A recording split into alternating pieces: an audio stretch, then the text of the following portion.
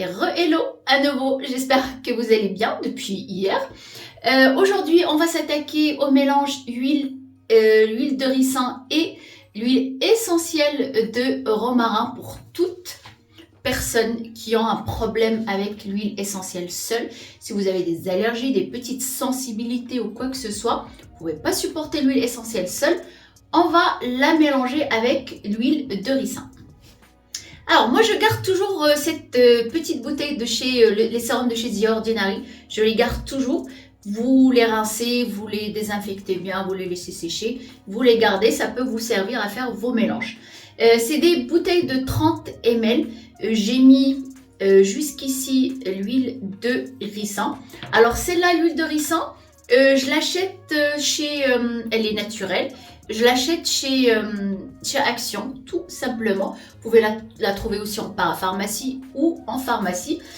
Par contre, l'huile essentielle, moi, comme je vous l'ai déjà dit, je l'avais acheté sur Amazon, mais par contre, le vendeur n'existe plus. C'est pour ça que je ne vous ai pas mis le lien en barre d'infos. Achetez-la de préférence en parapharmacie ou en pharmacie. Comme ça, vous êtes sûr que c'est bien l'huile essentielle et qu'elle ne soit pas mélangée. Et là, on va la mélanger. On va mettre, là c'est 30 ml jusqu'ici. Et je mets 20 gouttes de l'huile essentielle de romarin. 20 gouttes. Là, j'ai 30 ml. Si vous avez une bouteille un tout petit peu plus grande, vous mettez 25 gouttes. Et si vous sentez en appliquant... Alors, vous la préparez la veille ou 24 heures avant. Comme ça, l'huile essentielle, elle a le temps de se diffuser et de se mélanger avec l'huile de ricin. Si vous sentez des picotements, ou ça je parle pour les personnes qui ont une sensibilité à l'huile essentielle seule, si vous sentez des picotements, quoi que ce soit, ça veut dire que vous avez mis trop d'huile essentielle, vous allez la rediluer avec votre huile de ricin. Ça c'est vraiment au cas où. Alors, et l'application, bien sûr, elle est très très simple. Alors, l'huile de ricin, elle est plutôt gélatineuse, vous voyez, très très épaisse. Cette huile-là, contrairement à l'huile essentielle, je ne vous conseille absolument pas de dormir avec, très très important. Les autres huiles, elles sont très grasses et très épaisses, surtout l'huile de ricin, elle est vraiment très très épaisse. Elle va rester en surface, elle ne va pas être absorbée par votre cuir chevelu, du coup ça va faire un film gras sur votre cuir chevelu qui va boucher les pores et ça peut encore nous causer une chute de cheveux. Ok, je commence mon application. Alors comme je vous ai dit, c'est très très simple. Contrairement à l'huile essentielle seule où j'ai mis vraiment que quelques gouttes, la même chose que le minoxidil. Là, je vais pouvoir en mettre un peu partout puisqu'elle est diluée, elle n'est plus pure. Je vais pouvoir la mettre partout sur mon cuir chevelu.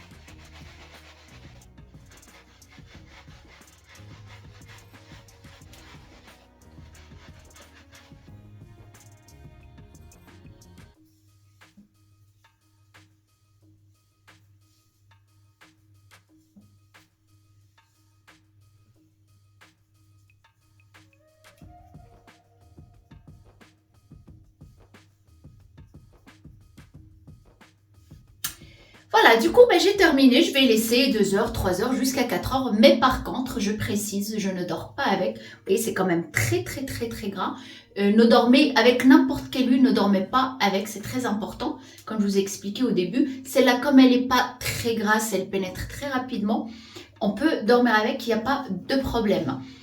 Par contre, vu qu'on a mélangé 2 huiles ensemble, une huile neutre, l'huile de ricin et l'huile essentielle de romarin, l'efficacité va être un petit peu diminuée. Le résultat sera beaucoup plus long, moins rapide quand c'est que si on l'utilise seul, pur. Voilà, c'est ça le problème. Là, vous voyez, je sens qu'il y a l'odeur et tout ça, mais elle est quand même diluée à l'huile de ricin.